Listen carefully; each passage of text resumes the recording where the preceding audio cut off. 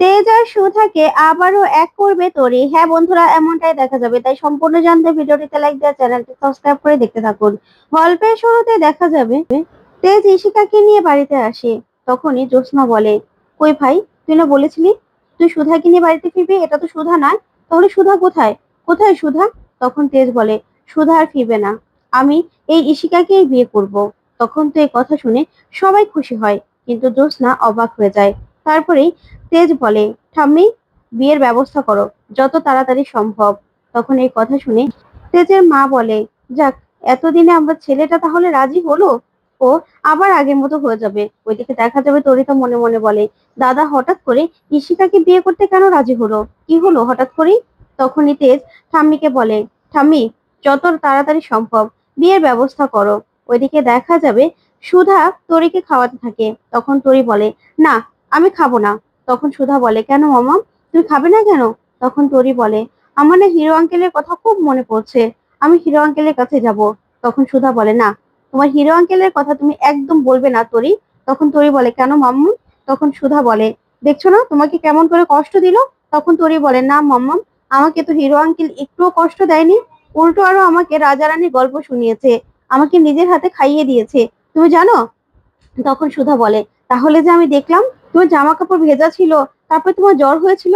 তখন তরি বলে, ওইটা তো আমি একা একা জল খেতে গিয়ে আমার সারা শরীর ভিজিয়ে ফেলেছিলাম। তারপর আমার যখন জ্বর হয়েছে না, তোমার মতো করে আমাকে হিরো আঙ্কেল জলপট্টি দিয়ে দিয়েছিল, ওষুধ খাইয়ে দিয়েছিল, আবার আমাকে খাবারও খাইয়ে দিয়েছিল, তুমি জানো, অনেক আদর করেছে আমাকে।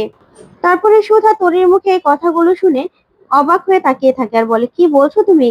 তখনই তরি বলে, হ্যাঁ মাম্মাম, আমি না হিরো আঙ্কেলের কাছে যাব। আচ্ছা মাম্মাম, তুমি হিরো আঙ্কেলকে এরকম বকো কেন? কেন তুমি ওনার সঙ্গে আমার রাগারাগি করলে বলো তো? তুমি কি সত্যি বিএফএফ কে বিয়ে করবে মাম্মাম? বলো না, তুমি কেন বিএফএফ কে বিয়ে করবে? তখন এই কথা শুনে সুধা আর কোনো কথাই বলতে পারে না। ওদিকে মেজকা মনে মনে বলে, দূর, এই তেজটা এসে সবকিছু শেষ করে দিল। আবার ও ফিরে আসলো, আর এই ঈশিকাকে বিয়ে করলে তো আমার এই কোম্পানি নেওয়ার প্ল্যানটাই ভেস্তে যাবে। ওইদিকে জ্যোৎস্না তেজকে বলে, আচ্ছা ভাই, তুই আমাকে বলতো, তুই তো আমাকে বলেছিলি তুই সুধাকে আনতে যাচ্ছিস, তাহলে তুই হঠাৎ করে সাতচুনিটাকে বিয়ে করার কেন সিদ্ধান্ত নিলি? বল, বল কেন নিলি? তখন তেজ বলে, সুধা আর কখনো ফিরবে না, সুধা এই বাড়ির জন্য মারা গেছে, সুধা এই বাড়িতে ফেরার কোনো আর যোগ্যতা নেই, ওর যোগ্যতা নেই, ও সব যোগ্যতা হারিয়েছে। তখন এই কথা বললেই জ্যোৎস্না ঠাসিয়ে একটা তেজকে চড় মারে। তখন চড় খেয়ে তেজ সেখান থেকে ছুটে চলে যায়। তখন জ্যোৎস্না খুব কষ্ট পায়, খুব কষ্ট পেয়ে চুপ করে দাঁড়িয়ে থাকে আর বলে, কেউ কেউ বুঝতে পারছে না সুধা ফিরে আসবে, ফিরে আসবে সুধা, আমি জানি তো, সুধাকে যে ফিরতে হবে। ওইদিকে সুধাকে তরি বলে, আচ্ছা মাম্মাম, বলো না, তুমি কি সত্যি বিএফএফ কে বিয়ে করবে? তখন সুধার মা আসে, আরে সে বলে, কেন তরি, তোমার বিএফএফ কে পছন্দ নয়? তখন তরি বলে, হ্যাঁ, বিএফএফ তো আমাকে খুব আদর করে আর খুব ভালো। তখনই সুধার মা বলে, তাহলে বিএফএফ কে বিয়ে করলে তোমার সমস্যা কি? তোমার বাবা যদি হয় বিএফএফ, তাহলে ভালো হবে না? তখন তরি বলে, না, বিএফএফ আমার বাবা হবে না, আমার বাবা হবে হিরো আঙ্কেল। এই বলে চলে যায়। তখন সুধা বলে, এসব কিছু ওই তেজ বসু মল্লিক আমার মেয়ের মাথায় ঢুকিয়েছে। তখনই সুধার মা বলে, না রে সুধা, এসব কিছু হলো রক্ত কথা বলছে, রক্তের টান। তখন সুধা বলে, কিন্তু তেজ, তেজ তো এখনো সবকিছু মেনে নেয়নি, তেজ তো এখনো সন্দেহ করছে আমাকে। তখন সুধার মা বলে, না, এটা নয়। ওইদিকে দেখা যাবে আশুতোষের সুধাকে নিয়ে সন্দেহ হয়, সেই জন্য সে বাস অ্যাক্সিডেন্টের কাগজপত্রগুলো আবারও আনতে বলে। এদিকে তখনই ঝিনুক আসে, সে বলে, অফিসার, আমিও এই কেসটা রিওপেন করতে চাই, এই কেসটা নিয়ে আমি একটু দেখতে চাই। তখন আশুতোষ বলে, হ্যাঁ ম্যাডাম, আমি দেখছি, আমি সবটা ব্যবস্থা করছি। তখনই ঝিনুক মনে মনে বলে, আমাকে জানতেই হবে, সবটা আমাকে জানতেই হবে। তারপরে দেখা যাবে সে কাগজপত্রগুলো চলে আসে, আর এইদিকে সেখানে ঝিনুক প্যাসেঞ্জার লিস্টে প্রীতমের নাম দেখতে পায়। তখনই ঝিনুক বলে, প্রীতম সিংহ রায়, এটা কি করে হতে পারে, কি করে? তখন আশুতোষ বলে, মানে দেখি তো। তখনই আশুতোষও দেখে যে প্রীতম সিংহ রায়, আর সেখান থেকে দুজনের বডি মিসিং। তখনই ঝিনুক বলে, এটা কি করে হতে পারে অফিসার? তখন আশুতোষ বলে, আচ্ছা ঠিক আছে, আমি বাকি সবকিছু ইনভেস্টিগেশন করছি ম্যাডাম, যদি কোনো কিছু জানতে পারি তাহলে অবশ্যই আপনাকে জানাবো আমি। এদিকে ঝিনুক মনে মনে বলে, যা ক্লু পাওয়ার আমি ক্লু পেয়ে গেছি, এটাই আমার দিদি। ওদিকে দেখা যাবে ঠাম্মি, সবাই মিলে খুব খুশি, ঈশিতার সঙ্গে বিয়ে হবে তেজের, তার জন্য ঠাকুর মশাইকে ডাকে। তখন ঠাকুর মশাই আশীর্বাদের দিন আর বিয়ের দিন ঠিক করতে থাকে, যা দেখে খুশি হয়ে যায় ঠাম্মি সহ সবাই। ওইদিকে ইশিকাও খুব খুশি হয়। অন্যদিকে দেখা যাবে তখনই সমুদ্র সবটা শুনতে পায়। শুনে মনে মনে বলে, না না, বড়দা ভাইয়ের এরকম একটা কাণ্ড কিছুতেই হতে পারে না। আমি জীবনে একটা ভুল বিয়ে করে অনেক ঠকেছি, অনেক যন্ত্রণায় ভুগছি। আমার বড়দা ভাই এরকম একটা কাণ্ড করুক সেটা আমি কিছুতে চাই না। ও বৌদি ভাইকে এখনো ভালোবাসে। আমাকে যে করে হোক সবকিছু আটকাতে হবে, আটকাতে হবেই আমাকে। এই বলে সমুদ্র সেখান থেকে চলে যায়। ওইদিকে ঝিনুক বলে, ঠিক আছে অফিসার, কিছু জানতে পারলে আমাকে জানাবেন। এই বলে চলে যেতে লাগলে আশুতোষ বলে, ম্যাডাম দাঁড়ান একটু। তখন ঝিনুক দাঁড়ালে আশুতোষ বলে, আসলে ম্যাডাম আপনি তো সমুদ্র বন্ধু, তাই সমুদ্রকে না 5 বছর ধরে ঝুম্পা কোর্টের পর কোর্টে ঘোরাচ্ছে, ওকে অনেকভাবে হেনস্থা করছে। আপনি যদি ব্যাপারটা একটু দেখতেন।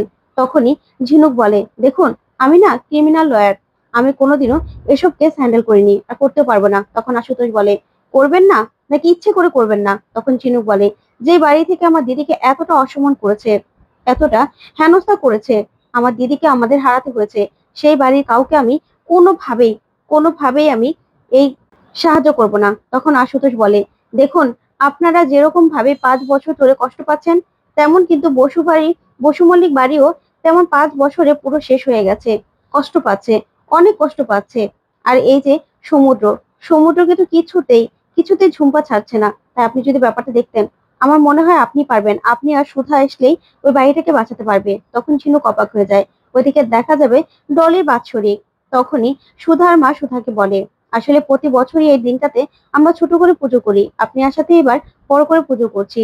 তখন বিচ্ছু কাঁদতে থাকে আর বলে, আমার ভুলের জন্য আজকে এই অবস্থা। তখনই সুধাকে সবটা খুলে বলে যে এই ডলি মরে যাওয়ার পরেই দুই পরিবারের মধ্যে কিভাবে শত্রুতা তৈরি হয়েছিল। আর তেজ এসে বিচ্ছুকে মেরেও ছিল, আর বিচ্ছুর নামে পুলিশ কেসও করেছে। তখনই ঝিনুক সবটা খুলে বলে সুধাকে। তখন সুধা মনে মনে বলে, এই 5 বছরে এত কিছু হয়ে গেছে, আমি তো কিছুই জানি না আমি। তারপর দেখা যাবে ঠাকুর মশাই চলে আসে আর এসেই পুজোতে বসে। তখনই দেখা যাবে সবাই মিলে এই বাৎসরিকের পুজো করছে। তারপরেই দেখা যাবে সেখানে চলে আসে বিচ্ছুর মা আর এসে বলে, কি ব্যাপার দিদি ভাই, এই মেয়েটার জন্য এতগুলো টাকা খরচ করে এত বড় করে বাৎসরিকের অনুষ্ঠান করছো কেন? তখনই সুধার মা বলে, শোন, এই মেয়েটা না এবারে বউ ছিল, তাই ওর বাৎসরিকে এতটুকু টাকা তো খরচ করতেই পারি আমরা। সেই জন্য তো সমস্যা হচ্ছে ছোট। কেন কেন এরকম করছিস? মেয়েটাকে একটু শান্তি তো দিবি। তখন বিচুর মা বলে, আমার ছেলেটাকে কি ওরা শান্তি দিয়েছে? দেয়নি তো। আমার ছেলেটাকে কোর্টে কোর্টে ঘোরাচ্ছে, আমার ছেলেটার নামে পুলিশ কেস করেছে। তখনই হাত জোর করে সুধার মা বলে, প্লিজ আজকে অন্তত এরকম করিস না। তখনই সেখানে তেজ এসে দাঁড়ায় আর এসেই বলে, না, আমার বোনের কাছে কোন রকম কোনো ক্রিমিনাল এখানে বসবে না। তখন এই কথা শুনে অবাক হয়ে যায় সবাই। তখনই দোয়েল বলে, 5 বছর পরে জামাইবাবু এই বাড়িতে? তখনই তেজকে দেখে সবাই, আর সুধা বলে, আপনি এখানে? তখন তেজ বলে, হ্যাঁ, আপনাকে খুঁজতে তো আসতেই হতো। আর তাছাড়া আপনি এখানে, কি আশ্চর্য তাই না? একদম হুবহু আপনি সুধার মতো দেখতে, আবার সুধারই বাপের বাড়িতে আছেন, খুব অবাক করা কথা। তখন সুধার মা বলে, হ্যাঁ বাবা, আসলে রুক্মিণী না হুবহু সুধার মতো দেখতে তো, আর আমার মা খুব অসুস্থ, সুধাকে তো সে খুব ভালোবাসতো, তাই সুধার মতো দেখতে রুক্মিণী বলে রুক্মিণীকে এখানে আমি ঘরটা ভাড়া দিয়েছি, তাই ও এখানে এসেছে। তখনই তোরই হিরো আঙ্কেল বলে খুব খুশি হয়। তবে দেখা যাবে তেজকে ঝিনুক বলে, দেখুন আজকে একটা পবিত্র দিন, আজকে একটা পুজোর দিন, তাই আমি চাই না আপনি আমাদের বাড়িতে এসে কোনো রকম কোনো ঝামেলা করেন, আপনারা এখান থেকে চলে যান। তখন তেজ বলে, না, আমি কিছুতে যাব না, আমার বোনের কাজে আমি থাকবোই। তখনই সমুদ্র বলে, হ্যাঁ, আমাদেরকে আপনারা কোনোভাবে তাড়িয়ে দিতে পারেন না। তখন তরি বলে, আচ্ছা, তোমরা হিরো আঙ্কেলকে কেন তাড়িয়ে দিচ্ছ বলো তো? আর ভালো আঙ্কেল কেউ কেন তাড়িয়ে দিচ্ছ? ওদেরকে না তোমরা তাড়িয়ে দেবে না, একদম তাড়িয়ে দেবে না। তোমরা না বড়রা শুধু ঝগড়া করো, এত ঝগড়া করা কি ভালো? তোমরা এত লড়াই করো কেন গো? তখন এই কথা শুনে সুধা রেগে যায় আর বলে, তরি, তোমাকে বলেছি না বড়দের মাঝখানে কথা বলবে না, চলো ঘরে চলো। তখন তরি বলে, না মাম্মাম, আমি কোথাও যাব না, আমি এখানে হিরো আঙ্কেলের কাছেই থাকবো। আর এখানে হিরো আঙ্কেল এসেছে, তাই তোমরা তাকে তাড়িয়ে দিতে পারো না। তখন তেজ বলে, না, আমরা কোথাও যাব না, এখানেই থাকবো।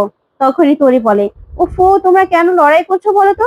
আজকে এত ভালো একটা দিন, তোমরা না নিজেদের মধ্যে আর লড়াই করবে না, লড়াই করবেই না, লড়াই করা কিন্তু ভালো কথা নয়। তখন এই কথা শুনে সমুদ্র খুব খুশি হয়। তারপরে দেখা যাবে সুধা বলে, তরি, বড্ড বেশি পাকা পাকা কথা বলছো কিন্তু, চলো ঘরে চলো। তখন তরি বলে, না, একদম না। তখন এই বলে তেজের কাছে দৌড়ে আসে আর এসে বলে, হিরো আঙ্কেল, এটা তোমার বোন? তখনই তেজ আর সমুদ্র বলে হ্যাঁ। তখন দেখা যাবে তরি ডলির ছবির সামনে গিয়ে বলে, ডলি মামি দেখো না তুমি কত ভাগ্যবান, তোমার দুটো দাদা আছে আর আমার তো কেউ নেই, আমি তো একা। আর তোমার জন্য না আজকে সবাই প্রে করবে, সবাই তোমার ভালো থাকার জন্য প্রে করবে।